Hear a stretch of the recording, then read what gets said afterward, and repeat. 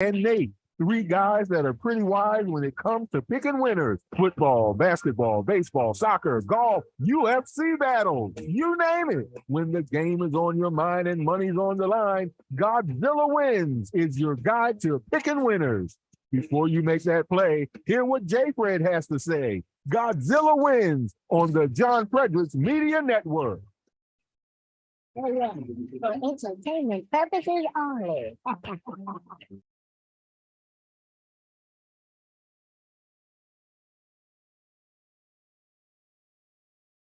All right. Good morning, everyone, and welcome to episode 34 of the Godzilla Wins Saturday Pick Show on this lovely Saturday morning, April 1st, 2023. I am your co-host, Jack Fredericks, editor of GodzillaWins.com, alongside my father, the Godzilla of Truth, John Fredericks. We are with our esteemed panel of perfect sports predictors. Our fight guy, Patrick Asselone, America's Sheriff, David Clark, should be joining us soon, and senior contributor to Godzilla Wins, the degenerate we all know and love, Nate Perry. Welcome, everyone, to the show. Y'all, we have an absolutely packed show for you today. For the first hour, we're talking baseball opening day. We'll talk about the new rules, the pitch clock, our picks for the 2023 season. We'll go through every single division, give you our picks, and what we think of each team's chances. We might not get to all the teams, but we'll definitely get to all the divisions. Then at 9:30, we are talking the weirdest March Madness tournament ever with FAU, SDSU, San Diego State, UConn, and Miami all in the Final Four. Not a 1, 2, or 3 seed in sight. So welcome everybody to the show. Usually we start out with a rant from my father. I think he has one ready, but I'm going to start really quickly. I'm going to hijack the first 1 or 2 minutes of the show here because I've got something I just have to talk about. I got to get off my chest. It's been on my mind all week long, and you can go to GodzillaWins.com and find all of this coverage about what I'm about to talk about. Go to GodzillaWins.com for all your UFC coverage, all your basketball coverage, your baseball coverage. We've got a lot of writers up right now on the site working hard to get that analysis to you. But guys, I want to start with the most exciting basketball game I've seen all of March, which took place last night between the Iowa Hawkeyes and the South Carolina Gamecocks in the NCAA Women's Final Four. Now, I've written about Caitlin Clark before. She's the magnanimous point guard for the Iowa Hawkeyes. She has taken the nation by storm here with her 40-point performances, both in the Elite Eight and now in the Final Four. She put up 41 points yesterday. She had 6 rebounds, 8 assists. Iowa beat South Carolina's undefeated powerhouse. They were 36-0 before the defeat last night, and they were on a 42-game winning streak. A lot of people scoff at those winning streaks in NCAA women's because of UConn's 111-game winning streak a long time ago. So it's kind of like, oh, well, the best team in the women's, there's not a lot of parity. But the way that Caitlin Clark can take over a basketball game is just incredible. South Carolina should have won this game. They out-rebounded Iowa 25-5 on the offensive boards. They have 2 of their big 6'5" and 6'7". On Iowa, the tallest player is 6'3". But when you have, in every aspect of the game, South Carolina is the better team, and they played better. But when you have a player like Caitlin Clark, who can hit shots from 5 feet behind the arc, who can drop 41, who can go to the cup, who can create space, and is an excellent passer, you have trouble stopping her. So I've been watching basketball my whole life. I watch all levels of basketball. I'm a teacher, so I've watched just this year middle school basketball. I've watched high school varsity basketball. I've watched Kenneth Lofton Jr. in the G League for the Memphis Grizzlies. I've watched Memphis. I've watched the NBA. I watch the NBA all the time. We talk about NCAA men's all the time. This is the most exciting basketball I've seen all year long in the Iowa Hawkeyes. The championship game is on Sunday night. It's taking the world by storm. Everybody's talking about Caitlin Clark. So I encourage you, if you're not watching this stuff on Sunday night, tune in and have some fun. It's going to be a fun game between LSU and Angel Reese versus Caitlin Clark and the Iowa Hawkeyes. Dad, I had to steal your thunder a little bit there because it's just, I'm so locked into this right now. I might be the only person on this show who stayed up until almost midnight watching the post-game coverage of the NCAA Women's Final Four. But I'm telling you what, I'm so locked into this, so I had to steal your thunder a little bit. Now, let's go, Dad, to your rant here, what we call Godzilla rants. What's on your mind? Well, before we do that, I'm going to pick up on what you just said about women's basketball tournament. And I am so excited that LSU is in the final because I can't wait to tune it in before tip-off and see what dress Kim Yes. McCullough's, how do I say her name? I always Kim Mulkey. get it screwed up. Mulkey. Kim Mulkey is going to wear, right? She always has some kind of a flamboyant thing on. Last night in the big game against Virginia Tech, she was decked out in this flowing pink dress, coaching a basketball game. She has, I don't know how much money her wardrobe is. She's got the best outfits known to man on the sidelines. You got to give a big shout out to Coach Kim because she's the only women's basketball coach that has taken two teams into the Final Four. Obviously, she won with Baylor, and now she's taken this Louisiana State team to the finals. It's going to be a great game, but I just can't wait to see what she's wearing. That's to me, that's the exciting piece of it. So I can't wait to see that. It's going to be an exciting game on Sunday.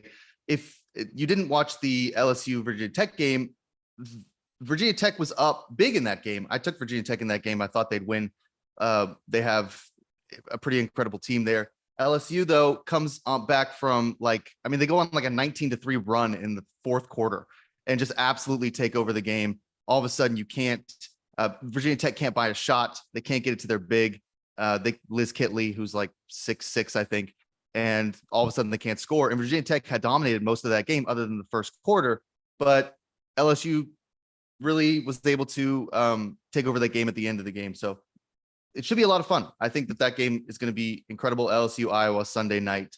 We'll see what happens. Obviously, most of the country pulling for Caitlin Clark and the Iowa Hawkeyes. However, LSU has a really good team. Angel Reese is just as good. She might not put up 40, but she can put up 30 pretty easily. So this should be a high scoring game. It should be a lot of fun. All right. Can't wait to watch it. So look, before we get into baseball, guys, let me give an update on your brother, Joe. He closed the game yesterday in South Carolina, pitched 1 inning, no hits, no walks, no runs, 1 strikeout. But here's the deal. He threw 10 pitches in closing out the game in I guess it was the bottom of the 7th inning in South Georgia. 10 pitches, 3 of them were 90, 3 fastballs, 91, 3 fastballs, 90, 2, and then he threw two changeups and a fastball at 89. So he hit 91 3 times. So he's kind of broken that barrier now for everybody that's following him, and he's hoping to get up to 93 at the end of this spring. So he just hit 90 the other day, and now he's up to 91, and he had 3 pitches at 91. So he's having an excellent spring. So let me get that off. But hey, I'm so fired up that the baseball started. I wait that's I guess the 6 months or whatever, November through March. I got to deal with that, 5 months. But now it started. But unlike football, where I'm a football fan, I will watch college football games. I will watch pro football games. And I am a football fan. Of course, I'm a Titans fan. That's what I'm focused on. But, I'll watch the Monday night game. I'll watch the Sunday night game. And I'm a football fan. I am not a baseball fan. This is what everybody's got to understand. I am not a baseball fan.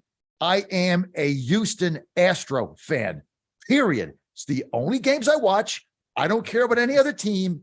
In fact, I hate every other team. I hate the players on the other teams. I hate their logos. I hate their mascots.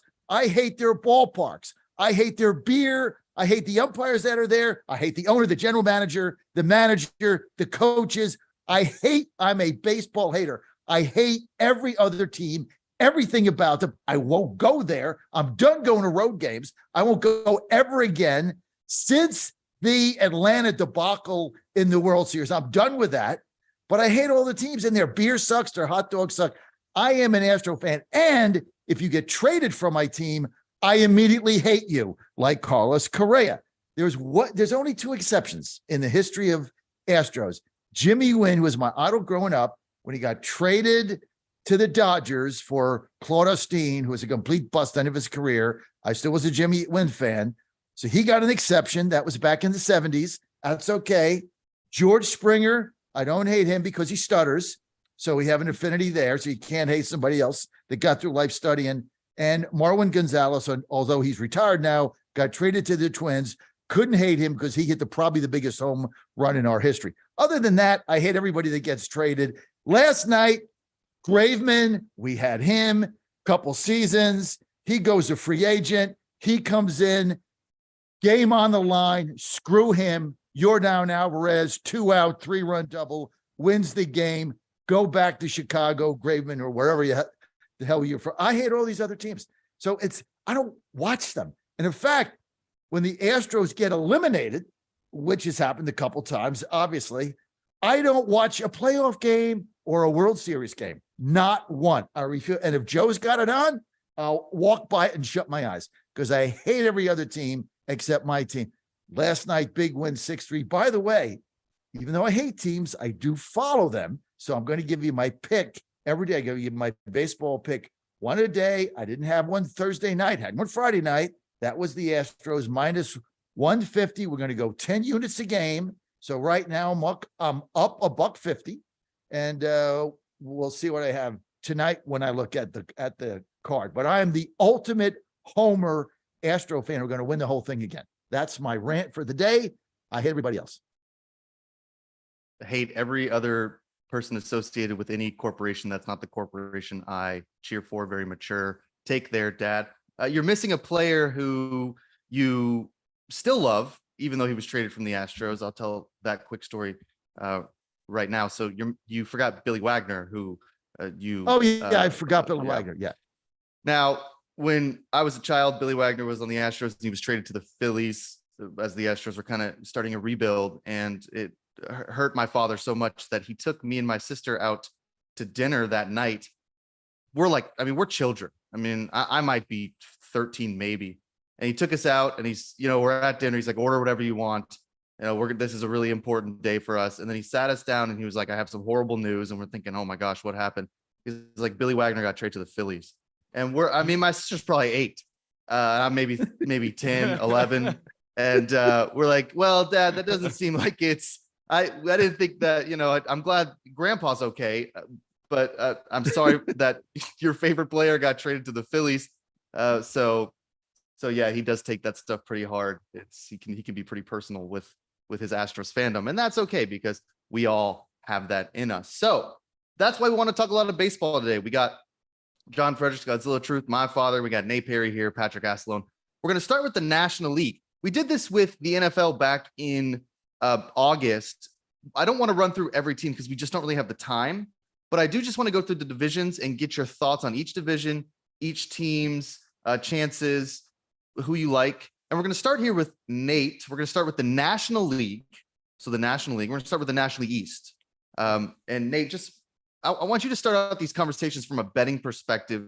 If there's any value in any of these teams from a futures. Now, the NL East had 3 teams in the playoffs last year: the Phillies, the Mets, and the Braves. This is a very tough division. And of course, the Phillies made that incredible run to the World Series and then were defeated by the Houston Astros in 6 games. So from a betting perspective, Nate, then we'll go around the horn here. What do you see in the National League East that you like? From the National League East, I actually have a bet on the Braves to win the NL East. They're plus 100 right now on DraftKings. The Mets are plus 170. At the end of the day, I guess my sort of thinking was, often when I look at this sort of thing, I think like, what's the narrative? Like, what are people betting? What is sort of like the market doing? And the Mets made all of those insane moves, right? Their payroll is like $1 bazillion now, and the Braves are still the favorite. And for me, it was just his bottom line was like, the Braves are still really good. And I think that everyone's just jumping on the Mets. Everyone's just thinking the Mets are a foregone conclusion. They're plus 170 right now, if you want to bet the Mets. But I just stuck to my guns and just still think the Braves are the class of the NL East. So I ended up taking the Braves here. What were the odds? They're plus 100 right now. They were like plus 140-ish when I bet them. Yeah. Okay. So about 1.5 to 1 in the odds category for the Braves. Now, Dad, the Mets made you mad this year because this offseason, because they tried to sign Carlos Correa and then they didn't sign Carlos Correa. And because Carlos Correa doesn't play for the Astros, now you hate him. So tell us what you think about the NL East. Do you think the Mets have a chance? Edwin Diaz was injured during the World Baseball Classic. You know, you're a Jersey guy. You like the Mets here? Screw the Mets. Screw Steve Cohen, the hedge fund gangster bankster, spending all this money, destroying the game. Screw him too. Screw Correa. You know what? Edwin Diaz got hurt. I'm sorry about that. That's a tough blow for this team.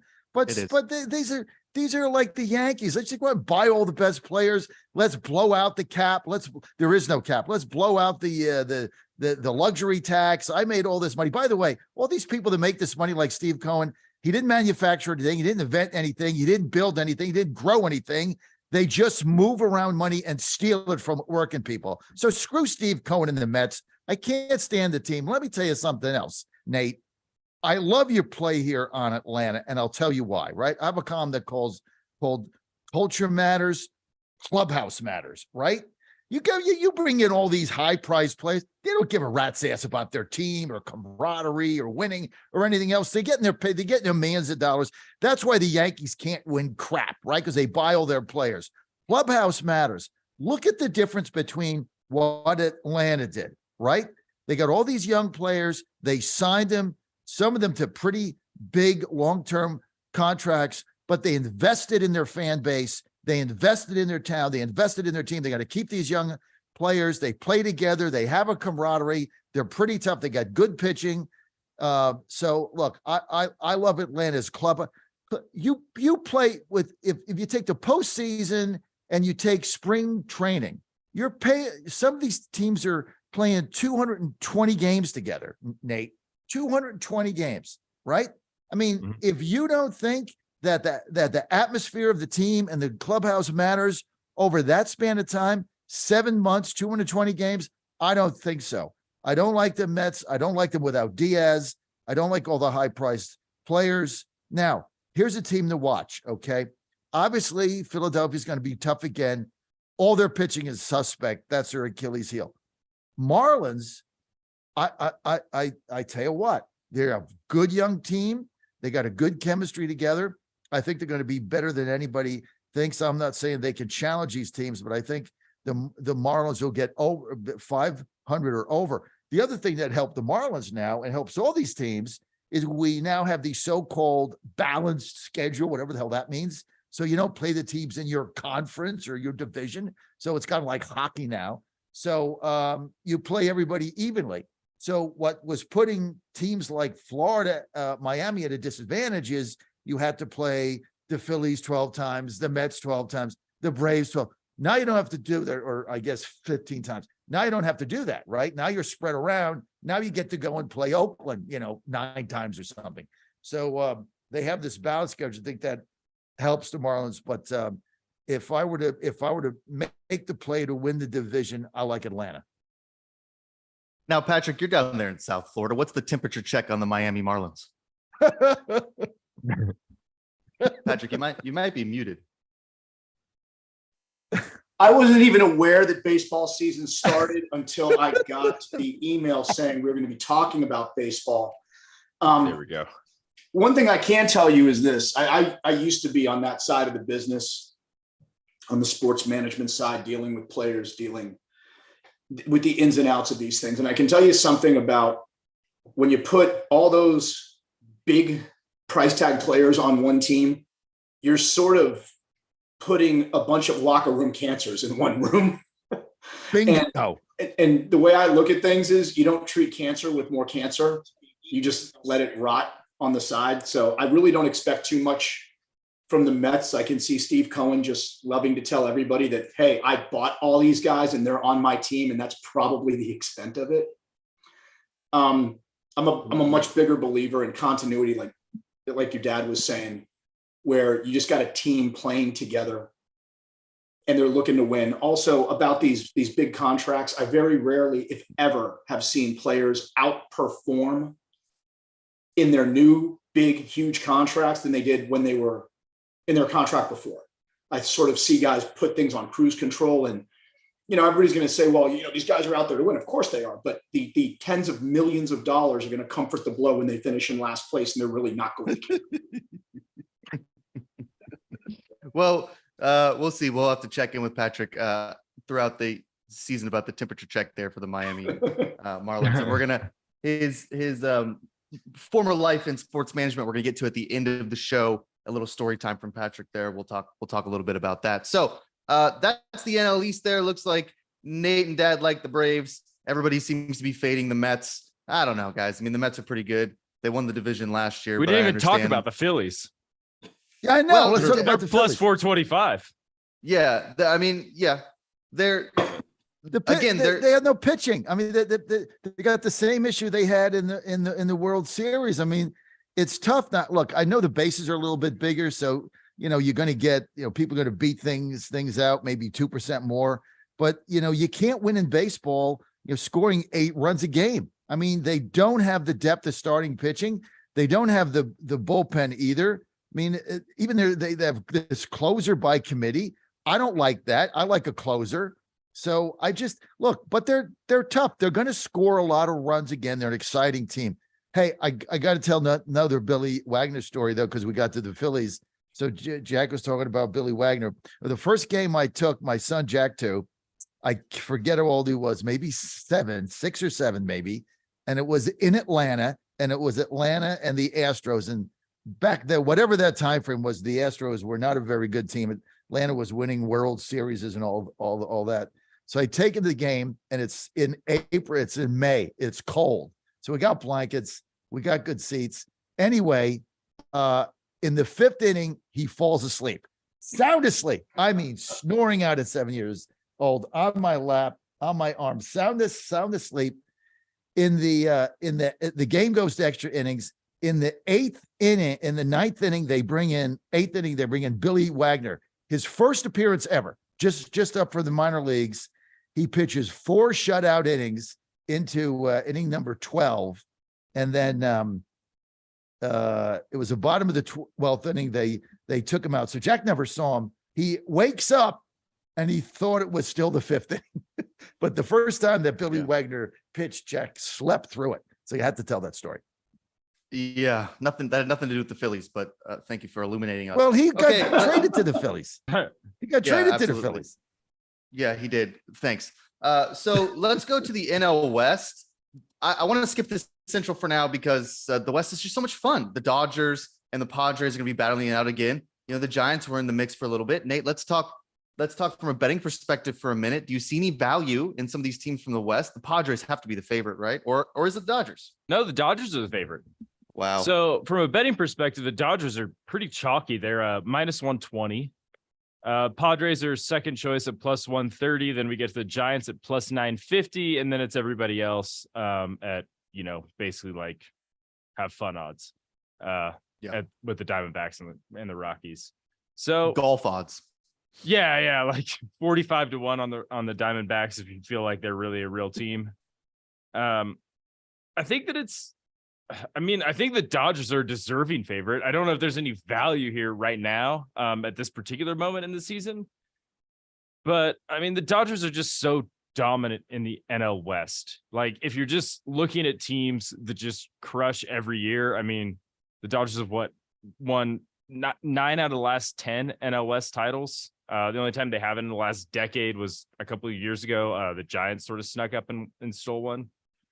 That hasn't always translated into postseason success, but I mean, the Dodgers are the clear class of this, despite sort of San Diego's massive spending spree. All the West Coast people that I talk to about baseball are like united. Even like Dodger and Giants fans are like united right now in their hatred for the Padres. All I hear about when I go out somewhere and someone's talking about baseball is they're just like, you know what?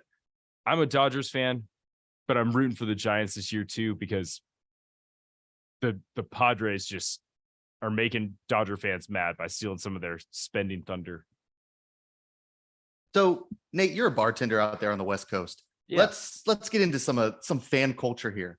As a bartender, who is a worse fan to serve? The Giants fan or the Dodgers fan? Or is it the Padres fan now? I don't, I mean, I don't even know if like Padres fans exists out here. Like, I don't know if they exist in San Diego. I don't know where Padres fans live. I think they're new. I think they're like being born right now out of like 35-year-old men that are just tired of watching losers. They're probably about equally as insufferable. They both had enough success in recent years. This is the Dodgers and the Giants. Yeah. I think probably Dodgers fans are worse for me because if I'm wearing like my Astros hat or whatever, then it's like always a thing. So like for me personally, like Dodger fans are worse. I find San Francisco fans to be like moderately more insufferable just because like they're always just like, hey, can we put the game on? Can we put the game on? Can we put the game on? Can we put the game on when I'm working? And they're always like just mediocre. They're like fine to watch, but they're not like good. And then I'm like find the game every day. It's like watch them play someone terrible. Yeah, when I bartended in Reno, the Giants were on that incredible run where they were winning all those World Series in the odd years. And they were a difficult fan base to please because it could be, I mean, Patrick, Dad, we're not joking. It could be the NBA Finals Game 7. It could be NHL hockey Stanley Cup Game 7 down to the wire. It could be the national championship basketball game. If a Giants fan walks into the bar and the Giants are not on the television, you are never going to hear the end of it. It's just constantly like, hey, how come do you have the Giants game on WESN? Hey, listen, big game against the Phillies today. Yeah. It's like the fifth game of the season. And then you'll change like the smallest TV in the corner. You're like, hey, man, the Giants game is over there. Just go sit over there. This is a bar. There's no assigned seating. And they're like, no, it has to be on the main television. So just change that one. This is where I am. All my Giants fans buddies are coming later and we're going to watch them lose to the Brewers. So, I mean, it's just, it was so insufferable. And then I left before the Astros Dodgers feud when all the cheating stuff came out. So thank God that happened because I knew some Dodgers fans out there and they were a tough crowd too. So as far as worst customer base at a bar in the West Coast, the Giants used to take the cake, but I'm sure the Dodgers now are just as difficult. These guys think everything revolves around their team. Although I'm sure if my dad walked into our bar and the Astros weren't on TV, he'd be bothering us too. So I guess it's just kind of it's just baseball Dad, fans. Yeah, it is really just baseball fans. They can't get over how their team's not on television at 7 p.m. on one of the busiest nights of the year, and it's like, Friday night. Right? Hey, we're the Cardinals. Like, come on, man! Like the Cardinals, like the Cardinals Reds. Like, what are we talking about? We're in Reno. They'll do that. They will. So, Dad, very quickly, anything in the NL West that you like here? Dodgers. Look, there's something wrong with the San Diego team. This is another team they keep, the Dodgers spend money too, but there's just something wrong with San Diego. There's something wrong with that chemistry. On paper, they should be one of the best teams in the major leagues. Again, they don't win. I mean, everybody likes Tatis. Everybody likes Machado. I mean, they got a decent pitching staff. On paper, they should, but they just don't win. It's just another team where, culture matters, clubhouse matters. I don't like the makeup of the chemistry of that team over the long haul. The Dodgers they're just tough. Now, there's a lot of Dodgers players I don't like that fighting Joe guy's, and he's a complete ass, whatever his name is. He's a jackass. So the Dodgers are kind of arrogant, but they're very good. They win at home. So, and I think the Giants are in kind of a semi rebuild. I don't see them, although Colorado started off the season, Nate, 2-0. So look, what is it? Gerald Clark says April doesn't matter. Hey, Rockies 2-0, baby, in Denver. Who knows? Yeah, April must not matter for Sheriff Clark because he didn't even come to the show. He didn't even show up. He must have taken April off. Yeah. Yeah, he must have seen the schedule and just been like, "I'll come in at 9:30." I don't feel like. Here's the thing, though. See, the Cubs won their first game. Normally, they get beat their first couple games. I get him on the radio, and he says, "Oh, the early games don't matter." I can't wait to get him on today. We ask him about the Cubs, and he's going to say, well, it's good that we got off to a good start, right? He's going to change his tune because they actually won an opener. for the Yeah. first Yeah, time in well- like 5 decades. He's not the only one on this show that tends to change the narrative based on context, but we'll kind of move past that. So, Dad, before we get to the NL Central, which we have to get to because, you know, we got to talk about the Brewers, I guess. Why don't you tell us about DraftKings and the most famous promo code in all history of the world, Godzilla? I tell you what, all you got to do is go to DraftKings right now, download their free sportsbook app. It's as easy as that. You just download their free sportsbook app. If you're a new player, you put in promo code Godzilla. We're going to give you winners today, right? You're going to get winners on the Final Four. You want to bet the game. It's going to be fun. All you got to do is put in $5. $5. You can't go to Starbucks and get a cup of coffee for $5 with the little whistle stick in it, or whatever they got with the cream on it or the cinnamon thing. You can't get a cup of coffee. It's $5. Put in $5. We're going to give you winners. You pick one team to win on the money line. You bet $5 on it. That's all you risk. If they win, bang, you get $150 in free bets in your account instantly. And then you'll have $155 to play with to bet anything you want. How do you beat that? Now, but you got to put in promo code Godzilla. That's how you get the free plays. Promo code Godzilla on a $5 bet. Boom, you're good to go. Look, obviously you got to be over 21. That's the law. And you have to be in a state where it's accepted, like Virginia, Pennsylvania, Ohio, Indiana, West Virginia, and many others. But that's all you have to do. And if you have any problem at all, call the Virginia Problem Gambling Helpline at 888-532-3500. Promo code Godzilla. Get the winner. Make your bet in the money line. Get the $150, $150 free cash in free bets. You're good to go. Thank you, Dad. Absolutely. And we love DraftKings. So let's go quickly to the NL Central. Then we get to the American League, our favorite league here. So the NL Central, we got the Brewers, we got the Cubs, Sheriff Clark's favorite team. He's not here to defend them. We've got the Reds, all sorts of interesting things going on. The Cardinals, who made the play-in game last year. Nate, from a betting perspective, any interest in the Cardinals there? Or are we going full Brewers? I mean, I think from a betting perspective, it's okay. So we'll run down the odds first. So it's St. Louis Cardinals minus 125 to win the NL Central, Brewers plus 175. And then we have the sort of sneaky sleeper, which is the Chicago Cubs at plus 650. So from a betting perspective, I don't know if there's a ton of value. I think that if I had to choose, I'd probably take the Brewers. I mean, they were close to making the playoffs last year. It feels like it's probably going to be a pretty tight race between the Brewers and the Cardinals. I don't think the Cubs are quite there yet, because they're sort of still trying to kind of rebuild. But the Cardinals ultimately, I mean, I think there's value on the Brewers at plus 175 maybe, but the Cardinals still look like the class of this division, or like the NL Central, just based on just they're so much better. I mean, they're just a good team. They're just top to bottom awesome. You know, obviously they haven't done much in the playoffs, but they have Nate, sort of let me jump in here, Nate. Let's get to Milwaukee. Okay. I just got to ask you about one player, Yelich. Yelich. We don't know what the hell happened to him last season. He was a dud. I mean, this guy he looked like for a couple seasons, right? One of the best hitters in the National League.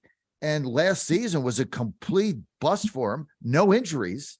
So sometimes these guys, I don't know what happens to them. Something happens. They get hurt or something. They can't come back. You know, he was hurt for a while. But I mean, how do you really talk about Milwaukee if you don't know what Yelich is going to show up this season, Nate? I mean, yeah, well, and that's fair. I mean, like Yelich like hasn't shown. I mean, I don't know. I feel like baseball fans always think like, and this is, I think, true. Baseball fans are always like, oh, this guy used to be good. Yelich was good 5 years ago. It was 2018 when he won the NL MVP. So it's been a little while. So it's not like, I don't know if it's fair to say like, oh man, that guy just tanked last year. Like, I think he's slowly been declining. And now, you know, obviously five years removed from his MVP, like he's not the same player. So I don't know. I think that we watch baseball so often and the seasons are so long that we just think like that we have like no like sort of like time frame for like sort of like context, or like, you know, this was a long time ago that they were actually good. So how many years has he been in the league? Probably 8 years. Yeah. Okay, so he's still too short of getting his pension. So that's not it. Because I've seen guys, and this is personal experience. man, I just got to stick with a team for like 17 more games, and I got my pension. Like, God bless them. I'm telling you, the money's got a factor to do with a lot of things. And if you become the MVP, you've reached the pinnacle of your career. A lot of guys just cash it in and ride off, finish off their career until they get vested, and then they're done. And I don't blame them. Some people they don't have the passion for it like other people do. I don't know. Milwaukee, I mean, they traded away Josh Hader in the middle of a pennant race. I mean, this guy is one of the most dominant left-handed relievers ever. They just basically unload him, when they're in first place. I never got that move. I don't really get the team. I don't get them. And I don't think Yelich is coming back. Sheriff Clark just jumped in and no, and probably because he heard us talking about the Cubs. But look, I like the Cardinals. I know it's minus 125. It's tough to be minus 125 and bet a team to win a division, because you got to wait 162 games to get paid. And how much can you bet at minus 125? If it's you're betting the Cubs at plus 650, you put a couple hundred on them. Okay, I can hang out for 162 games. So it's a tough bet. But if I had to pick that, the Cardinals just win. I mean, this is like another winning culture. They just win. I don't know how they win. I saw them play in spring training twice, and when I was in Florida there, they got a solid team. Wainwright's 50 years old or something, but they just got a winning culture. And teams with winning cultures win. Teams that don't have winning cultures, guess what? Like the Yankees, they have spent all this money, right? They never get to the end of the rainbow. Yeah. Minus 125, you throw $100 on it, and then in October you win $75. So hooray. Sheriff Clark, we're talking NL Central here. I was trying to keep that conversation alive until you joined us. Let's talk about the Cubs here. What are your hopes and dreams for the Chicago Cubs this season? I'm a realist. I just want them to be competitive. They haven't been for the last couple of years, although they made some off-season acquisitions that I think will help tremendously toward being competitive. Their bullpen, they brought in some new prospects for their bullpen last year. They led the entire league in giving up saves in the late innings when they were ahead. They led the league. I don't think that's going to happen this year, so that'll add a few wins. The over-under total for them is 78.5, 78.5. I think they'll do much better than that. Young team. I like their manager, Davis. He's infused some enthusiasm into the club itself. It'll be fun to watch. I want to go back to something people were talking about, Yelich, Christian Yelich. Mm-hmm. Christian Yelich signed his last contract for $200 million guaranteed. I don't think he's worried about a pension, and he's not sticking around for that. He caught lightning. When did he sign his last contract, though, Sheriff? That was a big factor in my decision making. Yeah, about 5 years ago. Yep. Right, 4 or 5 years ago. Look, I think wasn't it the Marlins that gave Yelich away basically? And he wasn't doing anything down there, so he caught lightning in a bottle. Had a couple of solid seasons, an MVP season, and those things don't last long. I mean, when you catch lightning in a bottle, it doesn't last long. And so he regressed back toward the mean, and that's what happened to him. Now, as for the Cardinals, you're right, John. Every year, it's St. Louis is sniffing around the division, sniffing around the playoffs. We'll see. We're only it's April 1st today. I was almost going to say we're only in March, but it's only April 1st. John, my position on April baseball. You can probably lose the division and an opportunity to make the playoffs in April, but you aren't going to win it. So you look at the Phillies last year, they were playing for crap, caught fire, came on, made it all the way to the World Series. So let's give it until, I say we can take our first look probably at Memorial Day. Things will start to shake out. Teams will start to take form. And we can look at after the All-Star break as well, and we'll know how this thing is settling out. But John, your comment about the Yankees, 26 world titles and you say that they're never there? Oh, that's the you want to go back to 1927 or 1950, Whitey Ford and Mickey Mantle. I'm talking about the Yankees since they started outspending everybody and buying all these players and signing Garrett Cole for $1 bajillion and signing this one and that one. These bring these free players up. They don't have anybody in the farm system that they develop. They're a non-developmental club. And so at the end of the day, you get all these high priced players in there. They don't win. Astros swept them. They've knocked them out 4 times straight. So they just don't win the big games. And the winning coaches matter. Cardinals have it. Astros have it. Chicago had it for a while when they had that guy in there with the glasses, Madden or Maddox or whatever his name is, Joe Madden. You got to get a winning culture. I don't like the Yankees manager. I don't like. I just don't like anything about the team.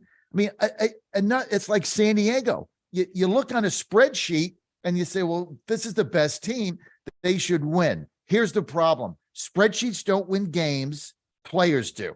Big players coming up with big plays in big time situations. That's what wins. That's what wins big games. Yankees haven't had that. San Diego hasn't had that. Other teams have had it. That's why I don't like the Yankees. When we get to the AL East, I love the Rays there, but go ahead. We can finish whatever we're. Well, but look, Cubs are 1-0. April 1st. But just to kind of counter that a little bit, you say that's their model, John. You're right. They don't develop a farm system. They don't have anybody in the farm system. They trade their farm system talent away to get stars. It's New York, for heaven's sakes. Yeah. Those fans aren't going to come out to see, some guy who just got brought up and he's promising. They go after the Garrett Coles. They go after some of the high-priced free agents, but that's their model, and they don't do too bad with it. You're right. They haven't won a World Series in a while, but they didn't go 105 years like the Chicago Cubs, at least, before winning one. But that's the model they use, and I don't think they've been unsuccessful with it. Maybe in terms of World Series appearances, but they still contend. And really, if your team is contending, you really can't ask for too much more. You want more, with that. You just don't want them in last place. You don't want to be the Baltimore Orioles, although they're playing better. You don't want to be the Pittsburgh Pirates. You don't want to be the Oakland A's, where you just know on April 1st you're out of it. Right. Now, look, Jack and I were big, we followed the Astros forever. We would always say, he would say the same thing. I define a successful season. Is it the middle of September and do we have a shot, right? Are we in the playoff hunt? If we are, we've had a successful season. And, when we had those teams that lost 100 games a season for 3 years, and then, we had this huge drought between 05 and I think we got in 15. That was a decade. And then in the early 70s, when I followed them, they never made the playoffs ever. They never even were in the hunt. So, it gets old.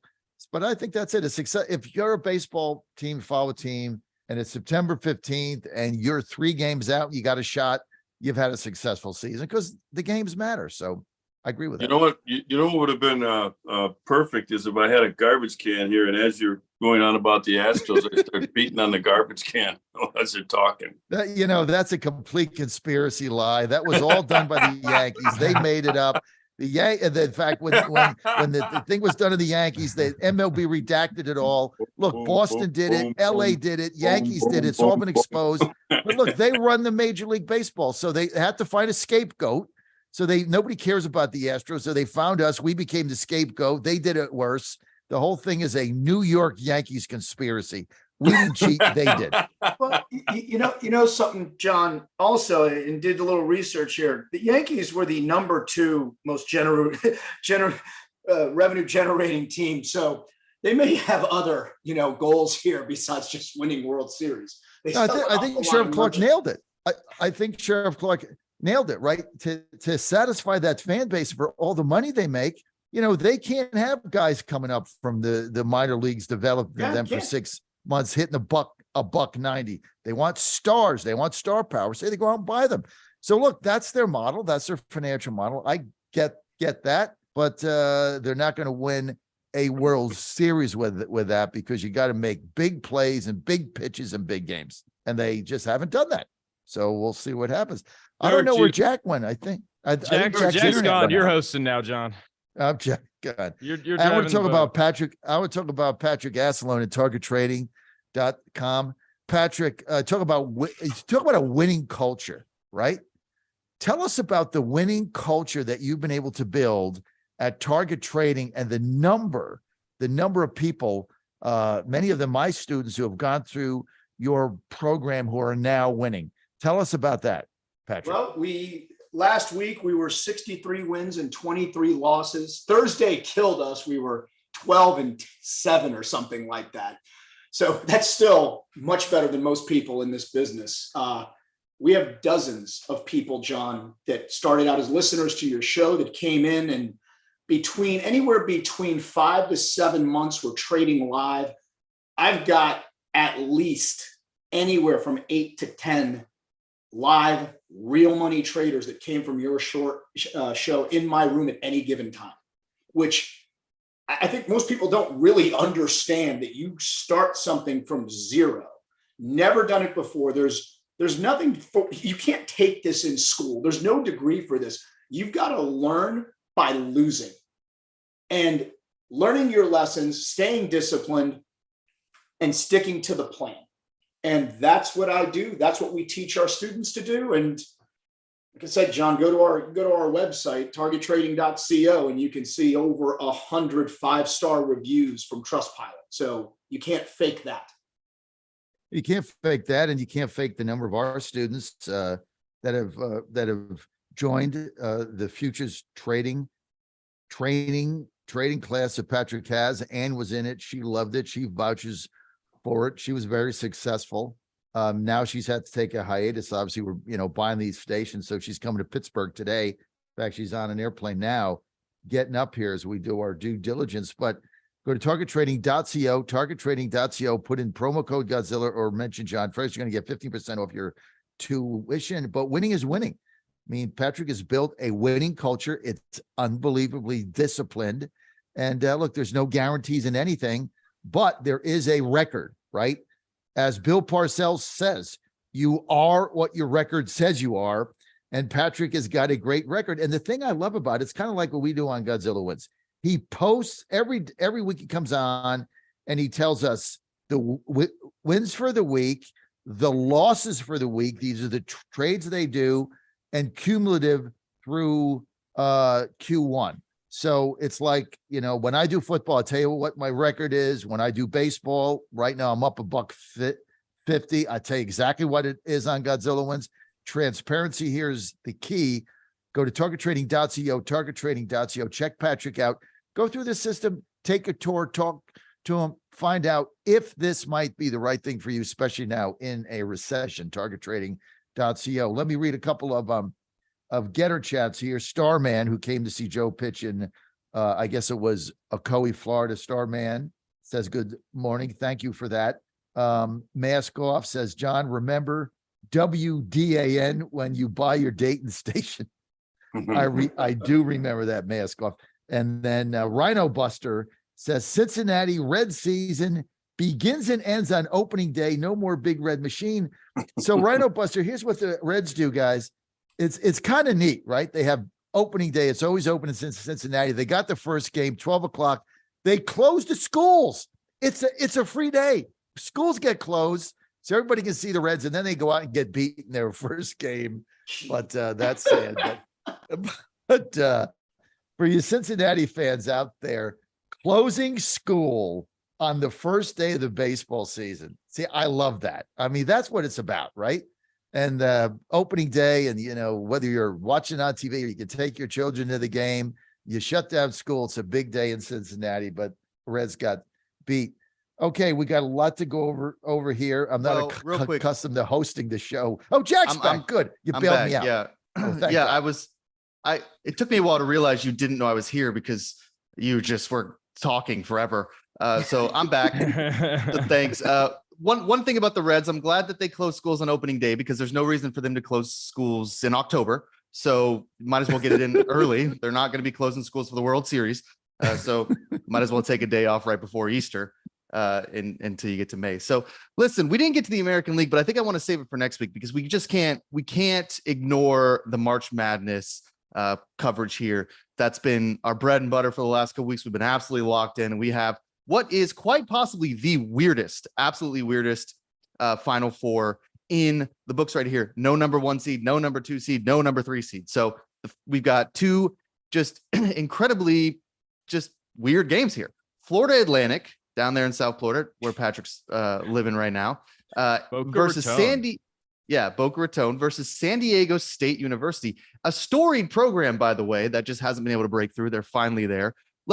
And then we have UConn, another storied program, blue blood, absolutely, versus the Miami Hurricanes, a 5 seed, Jim Larrañaga, incredible coach. I want to start though with Florida Atlantic and San Diego State. We're going to do a little preview here, talk about our picks. Nate, give us the odds from a betting perspective, and then we'll move on to this incredible game here between two teams that are very different in profile.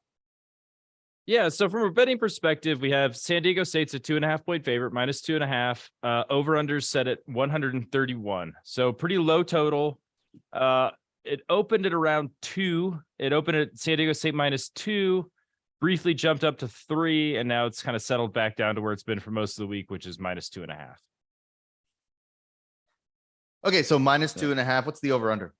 131. So low total to kind of adjust for, San Diego State's held everyone at 57 or under. So it's pretty low total adjusted for San Diego State.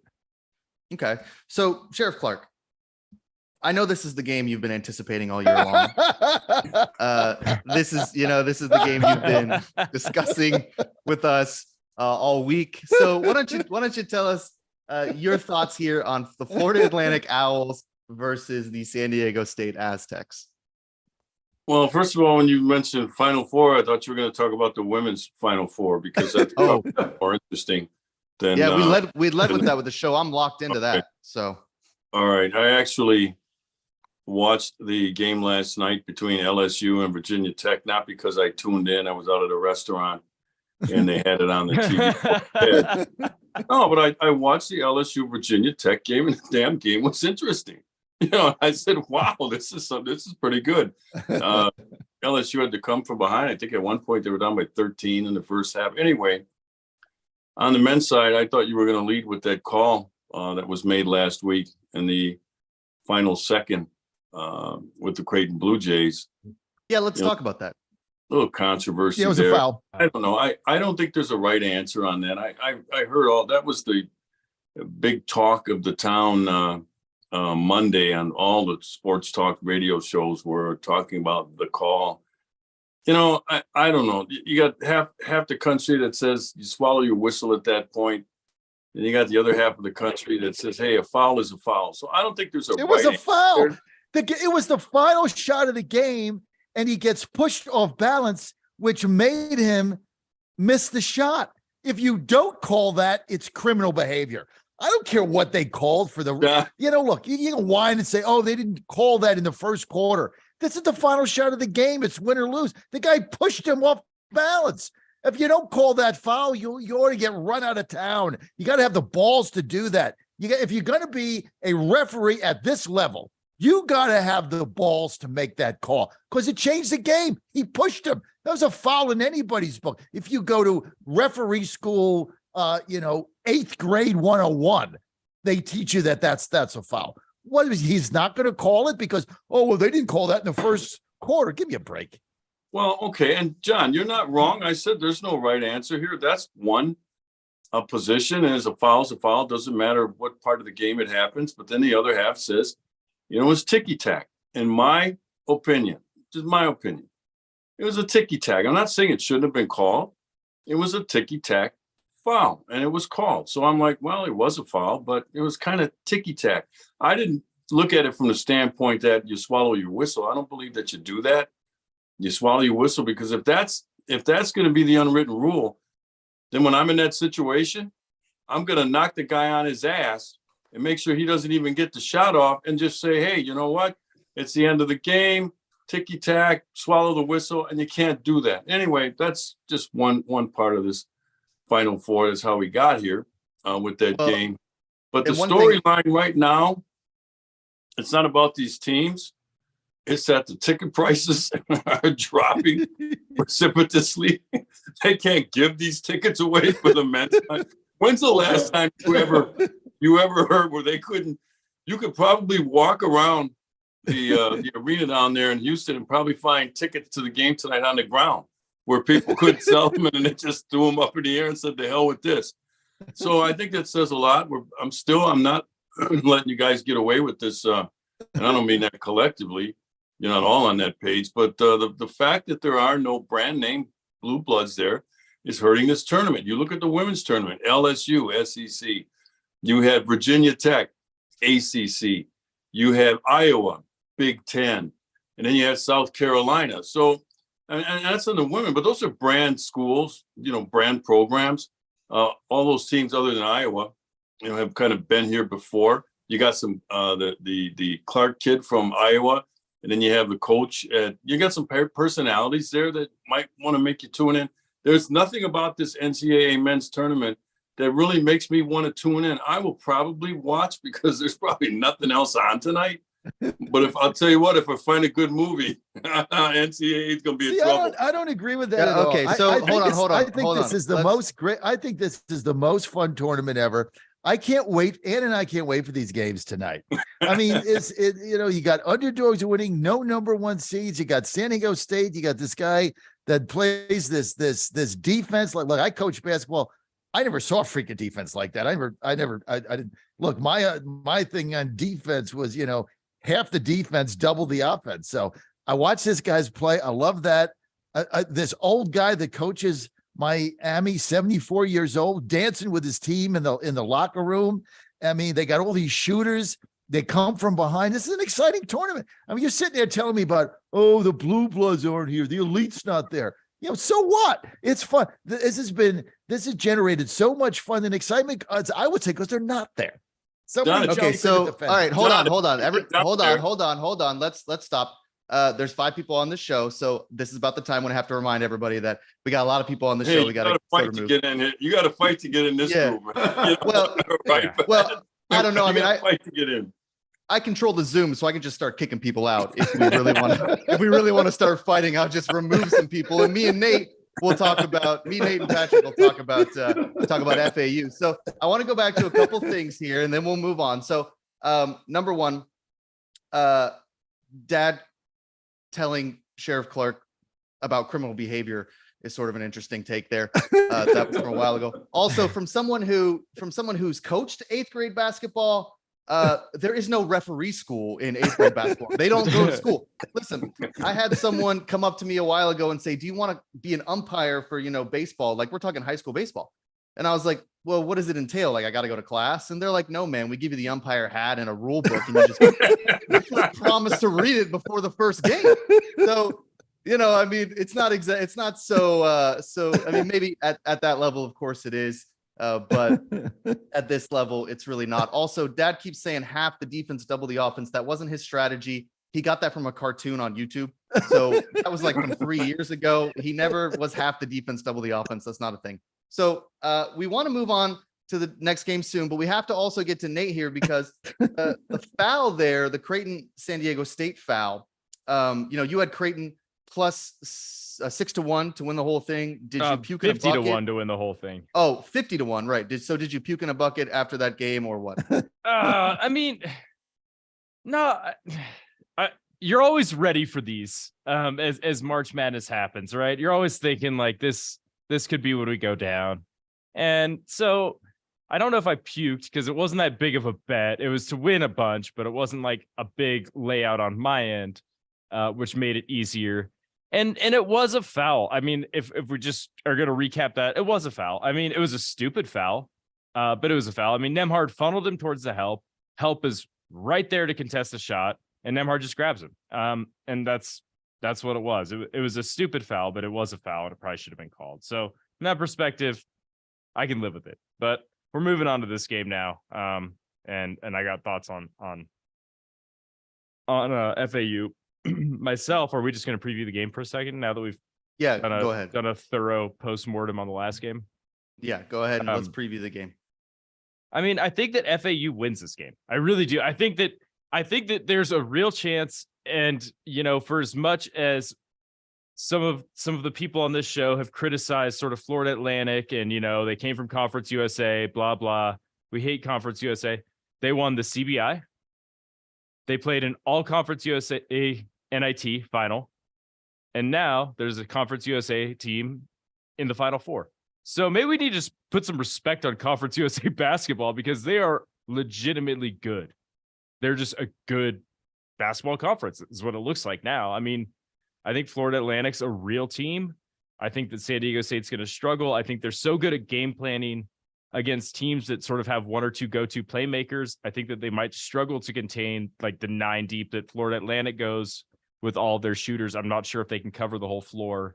I think that the outside shooting is finally going to sort of regress, because San Diego State has been so good at preventing teams from scoring from the 3-point line. They've allowed 17% shooting from behind the arc so far this season. I just don't know how that's sustainable, particularly against a really good shooting team like FAU.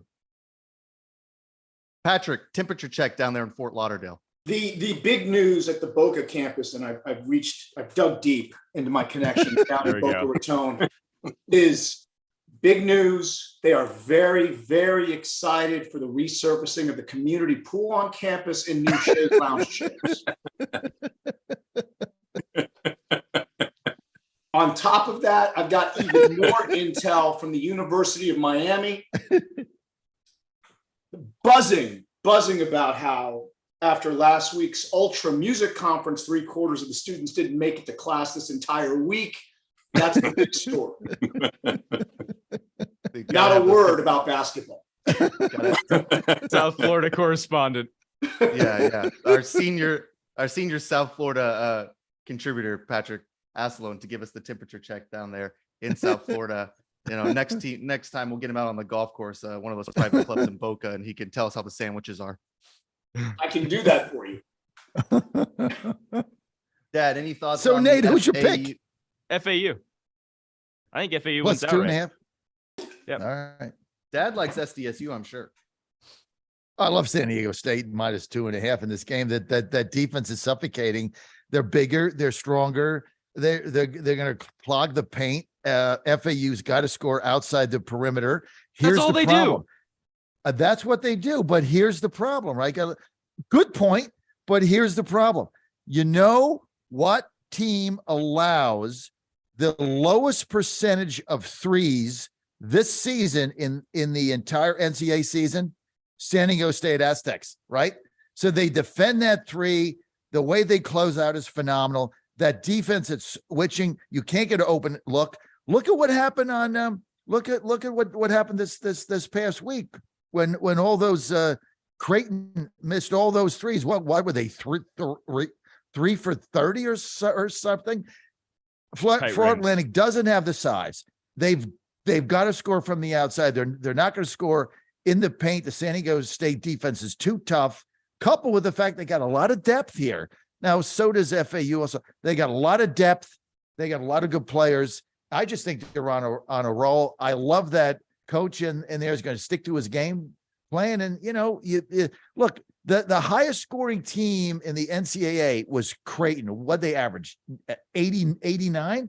They held them to 56 points. I mean, this defense is suffocating. We used to talk about, remember that zone defense that the Orange had? What was his name? Boehner or something? Bowman? What was it? What was his name? Boeheim? Jim Bowman. Huh? Jimmy Boeheim? Yeah, Jim Boeheim. Remember he had that 3-2 zone, right? And that was supposed to be the most suffocating defense. No way. First of all, I hate zone. It's for pansy asses. Play man to man. I love that man-to-man switching defense they got. I love San Diego State in this game minus the 2.5. But I am going to bet the money line because the problem with this 2.5 is somebody fouls at the end and or they hit a three with 2 seconds to go. They're up by 5. Now you get beat by 2. I'm going to make 2 bets. I'm going to lay the 2.5, and then I'm going to bet the money line. But I love San Diego State in this game. interesting that you called zone defense for pansies, and then you are too afraid to take the -2.5. You got to take the money line. Doesn't exactly align with your masculinity take there. I never Did I ran a tell- zone. Look, you played for me a long time. We'd run zone once in a while when we had to. I don't like zone defense. I just don't like it. I play boxing once in a while. You know, That's a if there, zone. there was just one good player, but Zone. I like man to man. I like the quickness. I like which it keeps people in the game. I just don't like the zone offense. It's zone defense. I can't stand it. So I'm like playing it, but hey, I love San Diego State.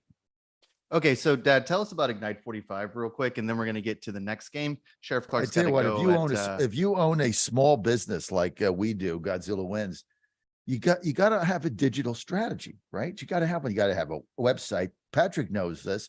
Got to have a website. You got to have SEO. You got to have the Google search. You got to have social media. You got to have all that stuff. That's how it works today. And a lot of people own a small business. They don't really know what to do. It's too expensive. Go to ignite45.com. Ignite45.com. Iggy and his fiance, they were big digital people. They were in woke companies. They couldn't stand it. They quit, opened up their own small businesses. A great story. They've done a great job for us. Now, just go to ignite45.com. They'll do a review for free, give you a recommendation, and then you go from there. You either want it or you don't, no obligation. If you do go forward, you mentioned Godzilla, you're going to get $100 off your first order, but check it out. If nothing else in your business, go to ignite45.com, talk to Iggy, and get a review of your entire digital strategy website down. If nothing else, that's going to be worth the time you invested to go to their site, and there's no obligation. Ignite45.com, you're good to go. Thank you, Dad. Now, Sheriff Clark, I know you got to go in a couple minutes, so we want to get to you first when it comes to the Miami UConn preview here. Jim Larinaga is the only coach in the Final Four with any Final Four experience. Of course, UConn, even though you've said before that maybe they're not a blue blood, I kind of think that they are, but they're not from one of those big Power 5 conferences. So is there anything you like in this game? What are you looking forward to? You lean in Miami? Let's talk about the women's tournament. Okay. Look, we can talk about the women's tournament. Well, no, I'm just kidding. What's the spread? I mean, what's UConn favored by? I know they're favored. Go ahead, Nate. Tell us the odds. The odds are UConn -5.5. It's pretty much stayed that way the whole since the odds opened. UConn -5.5. Over under is really high at 149. So high scoring. Yeah, I would jump all over UConn giving up those points. Look, UConn's on a roll, and this tournament is about momentum. Now, obviously, every team that's in it has won thus far, but you know, they've had the other three teams have had some games that were a little ugly, maybe, and maybe one at the end. UConn is just they're making a joke of this entire field. So I think they're too big. I think they're too athletic. Miami's not that big of a team. And, you know, I mean, great guard play with Miami, no doubt about that. And guard play matters in college basketball. But I just don't see anybody stopping UConn. Nate, you had UConn in your bracket, I believe. Now, my bracket was full of Miami. I picked them to win the whole thing. But you've been on UConn from the start. So is 5.5 too many?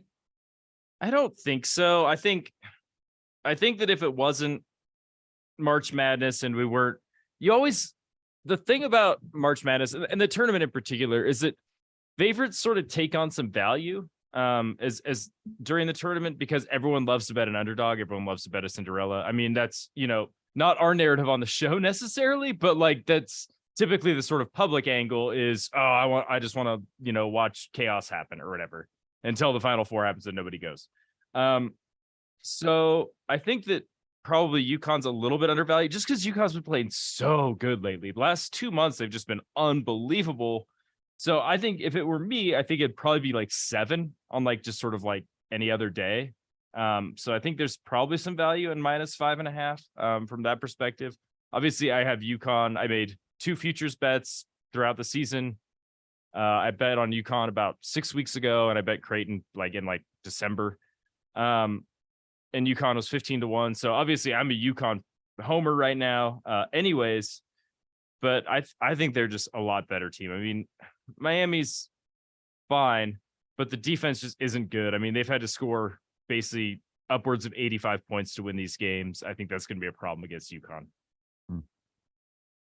Dad, no love for Miami. Listen, I love watching Miami. I love their old coach. I love seeing him dancing with his players. He hugs his players. He's kissing them on the head when they come off. I mean, the guy's something else, and he's just having fun. And the whole Miami team is having fun. And there's really something to be said for that. However, we also got to make predictions. And the problem with Miami is, they came back against, what was it, Gonzaga? They were down big. Then they came back against Texas. They were down big. They're going to get down big again today. Are they going to come back 3 times straight? Look, 5.5 is a lot, but UConn, bigger, stronger, more athletic inside. I mean, they're going to dominate the boards. They're going to get a ton of offensive rebounds or putbacks, just like Texas did at the beginning. And then Texas last week just had an epic choke, and Miami went on a roll just like they did against Gonzaga. Can you do magic 3 times in a row at this level? It's a tough bet. I'd like to bet them, but I can't. I just can't do it. I don't like the 5.5. Everything tells me this is one of those games where it's like, you look at it, you're like, okay, whatever team I bet here, I'm not going to win. It's ever get those games, Nate? You look at the line, you say, if I bet UConn, they're going to win by 5. If I bet Miami, they're going to get beat by 4. But I got to make a pick here.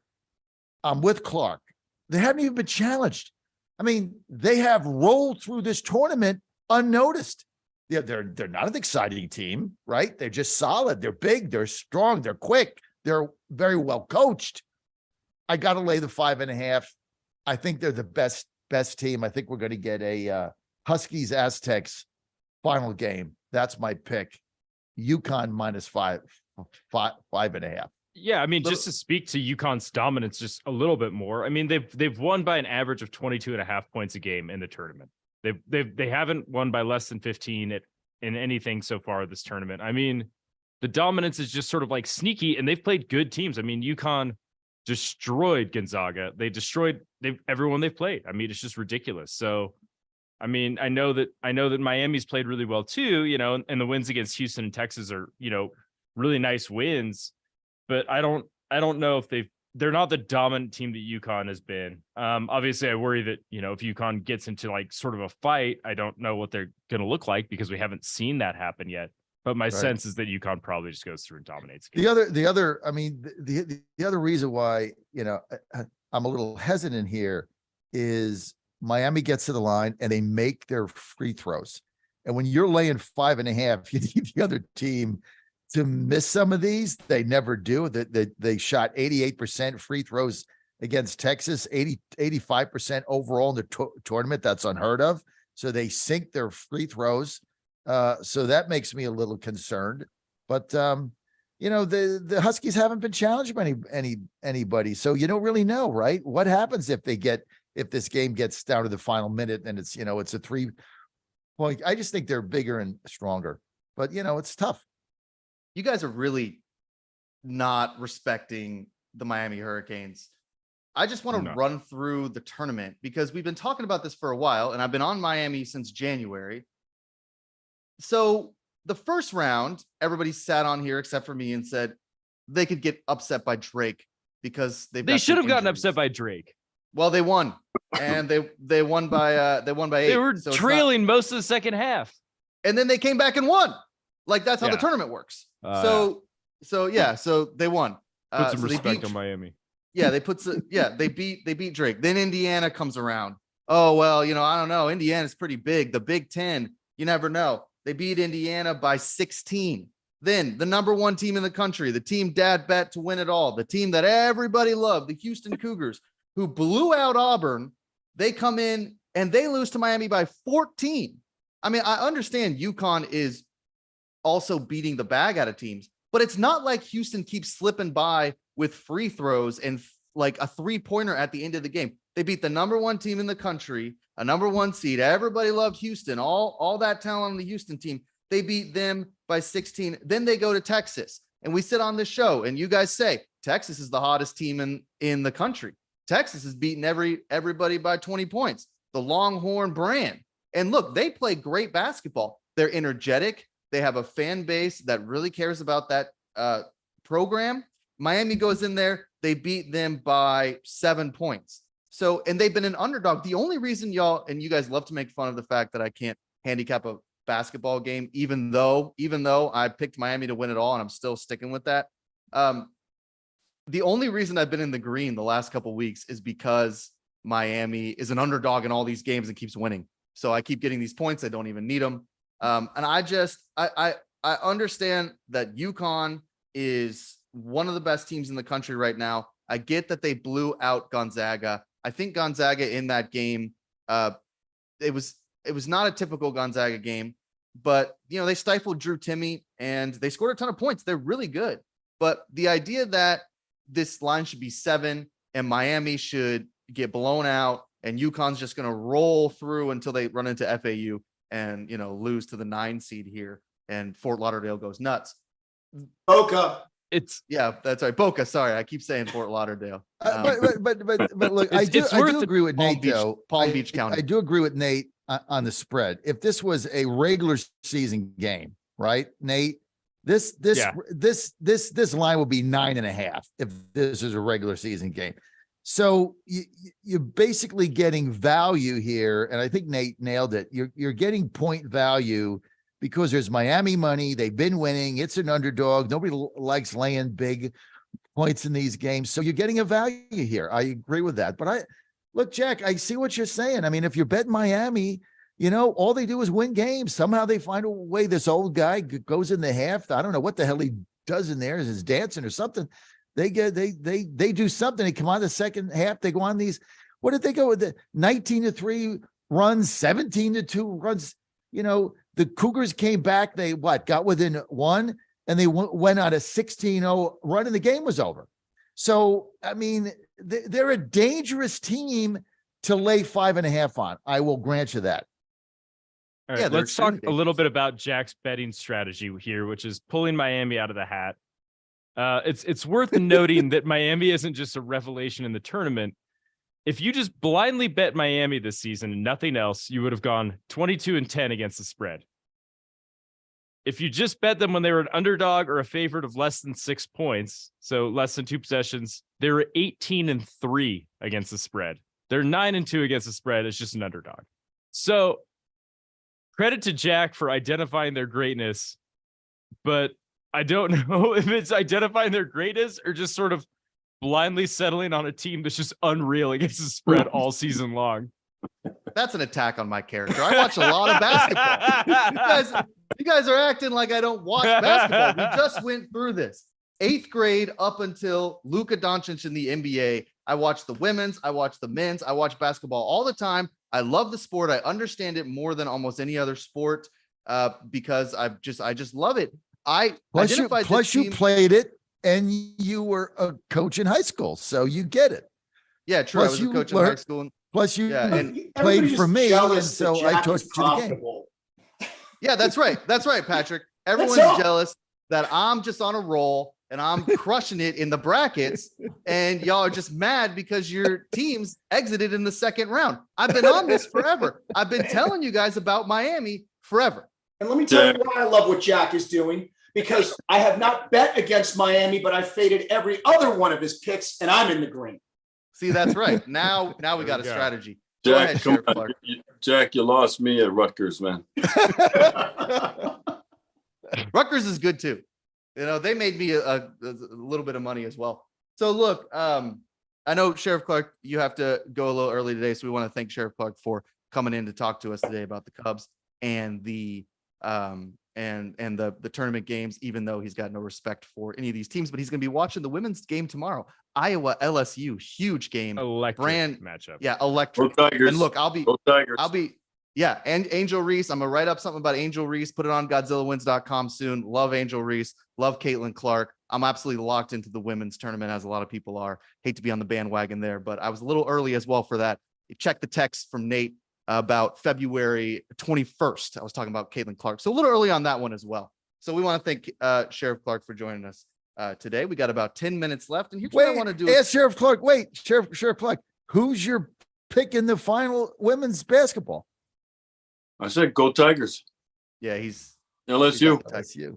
And it's not a bad pick because they really are unstoppable. They're good. Angel Reese is I love I love the coach. She's got to be like, what? Remember there was Pat, I guess Pat from whatever Summit? team she was on. Pat What was her Summit. name? Yeah, Pat- she was Tennessee. Yeah. But this Kim Mulkey, I don't know how she does it, but she's Kim really Mulkey. good. Kim Mulkey, she's good. can't believe you have a radio show 5 days a week and you can't pronounce anyone's name. I don't know how you get on the radio and just start mispronouncing literally everyone's name that doesn't that's not John Frederick. Kim Mulkey. Kim Kolke is the coach Kolke. for the LSU Tigers. She is incredible. But Iowa, they can really stretch the floor there. They've got some 3-point shooters outside of Clark, and that Clark-Sonano duo on that pick and roll is just deadly. I know Sheriff Clark's going to be locked in, and we can talk about that next week because you'll be seeing those pick and roll. Sheriff Clark happens all the time. Sonano, they switch a little bit. They get two people. You have to shade Clark because everybody gets so nervous. Then she just drops a little dime to Sonano. Sonano has, by the way, taken one dribble all tournament. One dribble all tournament. That's how good Sonano is with her footwork. She doesn't dribble the basketball. She gets it in space. She turns. She puts it up. She scores 17 points a game. She's an absolute beast. And we'll see if she can defend Reese, who's also incredible. Going to be an absolutely electric game. Who's your Sunday. pick? Everybody's going to talk about. Who's your pick? I got to go with Iowa. I got Iowa. to go with Iowa. And I almost bet Iowa on the money line last night in Tunica. But I got scared. I got cold feet because South Carolina is so good. But I got to go with Iowa. I can't get off the Caitlin Clark bus now. I've been talking to her people and trying to get her on the show here so that we can talk to her. If she wins the national championship, we'll never be able to talk to her. But we got to root for her anyway. She's just an incredible, and the whole team really. I mean, that is a complete team. And Lisa Bluter. I mean, one of the things we can talk about too in that game with the Iowa game is they started out in a triangle and won. I know you hate the zone there. They start out in a triangle and won. Clark packs the paint. So she just waves off Raven Johnson, who shoots 21. She's a freshman. She shoots 21% from behind the arc.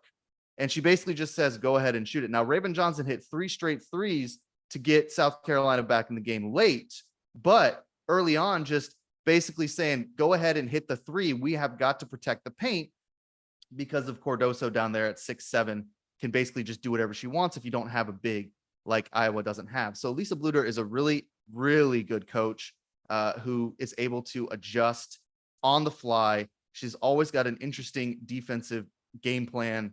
And then the offense, the offense is around Clark. So a lot of times what will end up happening is if they don't double Clark, they shade her or they just bail out because they're so nervous she's going to hit a 3 from the logo or from half court. And then everybody's open everywhere. Not only that, she can blow past everyone, take it to the cup. It leaves Warnock and Gabby Marshall wide open. Marshall can hit down those 3s, although I think she sustained an injury last game. Warnock is also pretty. What's the line on that game, Nate? I don't know if Nate has it up. Oh, I don't have it up. I don't even know. Nate will bring that up in a minute here because I don't know either. Iowa -3. A lot of love for Iowa. Wow. And they beat South Carolina. So honestly, the smart bet is to take LSU plus the points because they're probably a better team, but they have a lot of holes too. And if Reese goes cold, there's not a lot of people, not a lot of women on that team who can score. Right. But they are good. They got their bigger team, and Angel Reese is huge. So she can really move in the paint. That's going to be a problem for Sonano. And then if Sonano or Clark get in foul trouble, that's another thing. The refs really respect Clark so much. She probably should have had 3 fouls in that game. There's one foul that they called on someone else. And I get the sense that none of the referees, for fear of fan mayhem, are going to be calling fouls on Clark. Aaliyah Boston, the star of the game for South Carolina, the best women's basketball player in the country, in the post-game press conference was complaining about the physicality and the missed call. She feels like she was getting hacked all day, but that's what happens when you got a smaller team. They have to push you around if they're going to win the game. So very excited for that. We could do 3 hours on Iowa LSU. I'm just absolutely locked in for that, but we want to spend the last couple of minutes with a little story time from Patrick, little segment we're calling Story Time with Patrick. Now, Patrick, your background is just so interesting. the fighting career, the stuff with the gambling, and then the sports management. So I'll just throw it to you. If you have a story, I know you talked about sports management early, but if you got a story for us, maybe about something with sports management, we'd love to hear it in the last 5 minutes. We were talking about a story a couple of weeks ago when I believe when the whole Alabama basketball story came up about how certain people were probably felons, absolutely contributed to some very violent, suspicious activity. And how people just don't think about things sometimes. We were representing the company. We were representing a football player who had a gun in his waistband and shot himself. And Plexico Burris, I remember that. I didn't say that. I'm just saying a guy. It's live radio, Nate. And it was just you just thinking to yourself that, well, the response was, geez, what is going to happen now? This guy's in New York with a gun. He's like, yeah, but I'm licensed to carry in Florida. That doesn't mean anything in New York. It's like, what are you doing carrying a gun, especially in a club? Does anybody think about these things? Apparently not. Nobody thinks about these things. And it just, and this is, sort of the kind of things we were talking about earlier today is, why do people do these things? They're not the same players they were before the big contracts. I'm telling you, when you got hungry guys trying to make a spot on a team, they're different. When the superstardom hits and all these knucklehead reporters start shoving mics in your face and nobody ever cared about what these guys thought about ever in their lives. Now people are asking them their opinion on world politics, on geopolitical freaking nightmares. People change.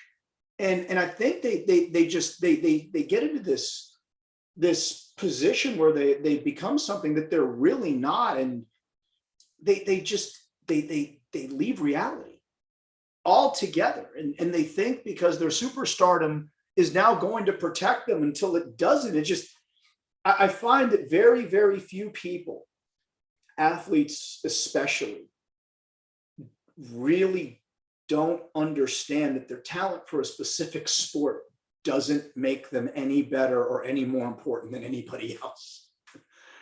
So they make mistakes just like everyone else. They do really dumb things like everyone else. They lose money like everybody else. A couple of times I said the story before about Western Union having to wire a pile of money to Las Vegas, Western Union, so a guy wouldn't. Who knows what they would have done to him? Yeah. In the middle of the night, and these guys got problems just like everybody else, but they're not particularly special. They're not, they're no more special than you or me and anybody else. Is that they make mistakes, but again, I think your mind sort of changes when you get these huge contracts, and that's the point that I was trying to make with Sheriff Clark when he had said that the baseball player had signed this gigantic $200 million contract. It's like, guess what? There went all the motivation. It's guaranteed. He's got to do nothing. That's always been the case in baseball. Yeah. Yeah. Especially the guaranteed stuff. Do you find that more prevalent in baseball though? Because I have. Yeah. Because the money is so huge and it's guaranteed, unlike the NFL. Yeah. And there's the NBA contracts are weird too. So absolutely true. Look, we got about a minute left, Dad. And before you read us out, and I want you to take us to Bannon, we just tell us a little bit about Rosie's Gaming Emporium, and then we'll end the show. I tell you what, Rosie's Gaming Emporium in Virginia, they got 6 locations. They're giving out over $500 million in jackpots on their slot machines. We have such a good time there. Mama Bear loves to go. And but what's even more fun is they got a giveaway now. If you sign up right now, you're going to get between $25 and $1,000 in free play. Just go to rosiegaming.com, Rosie Gaming. I got the best giveaways for everybody. Go there. The food is great. The atmosphere, it's just a fun thing. They got Dumfries, Hampton, They got Vinton by Roanoke. They got a location in Richmond right by our studio. They've got Collinswood right by Danville. Emporia's open up. Dumfries in Northern Virginia. So they're all over the place. Go to rosiegaming.com. And the most fun thing is Colonial Downs in New Kent, which is part of Rosie's. They're opening up July 13th. We got 3 days of racing for 9 weeks. Now check this out.